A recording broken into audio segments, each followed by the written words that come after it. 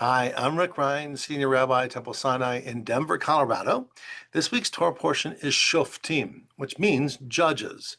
And it focuses on the laws of judges, but many more things as well, including laws concerning when Israel is going to select a king. It has to be a king that's of your people, not a foreigner, and that king should have limits on his power so that it's not just as Mel Brooks famously had his character say, it's good to be king. Well, in Israel, the king had responsibilities and limitations and had to study the Torah to make sure that he did not become so arrogant, but rather humbled himself before his people, serving them to the best of his ability.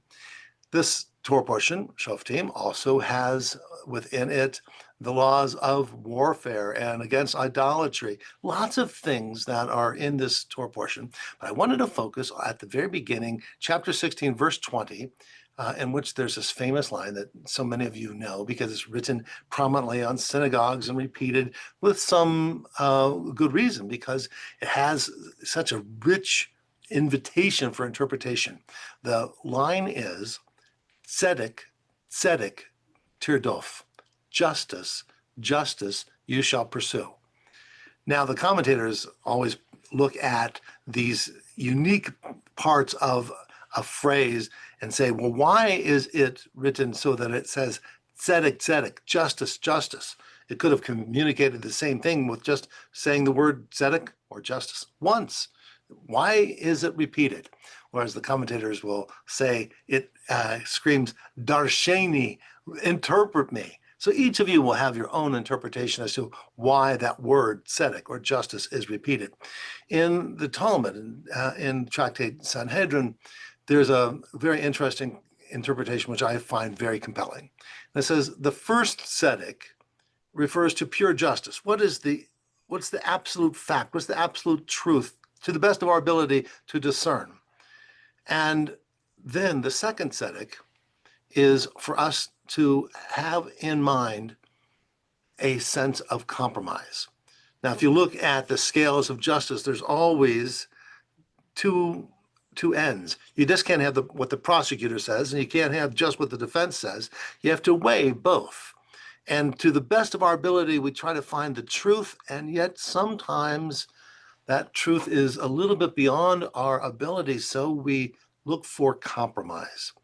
And the Talmud, and this wonderful passage in Sanhedrin 32b, it says, offered a little mashal, offered an analogy of two boats who are on a relatively narrow river, and one is trying to pass the other, but there's not room for it to pass. And if one doesn't give way and allow the other to have some maneuvering ability, they will cause an accident, maybe causing both to sink. And there's another analogy similar to it. It says when there's two camels that are loaded up and they're going up a narrow pathway, and again, if one's not willing to give way, if there's not a sense of compromise, then they both can tumble down. And so that teaches us, tzedek, tzedek, the pursuit of justice, also means taking the time to really understand the needs, the perspective, the concerns, the vulnerability of the other. Because justice is not just, I need to win my case. I need to dominate this issue. But rather, if it's going to be real justice, we have to look at the bigger picture and be willing to compromise, to be sensitive, to find a win-win. I share this message with couples in marriage counseling all the time, that if there's a dispute, you don't want to win that argument. Although you might say, well, I was right.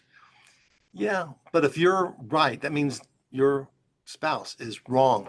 And if you're going to win this argument, that means you're going to make this person that you say you love, you're going to say that person is now the loser.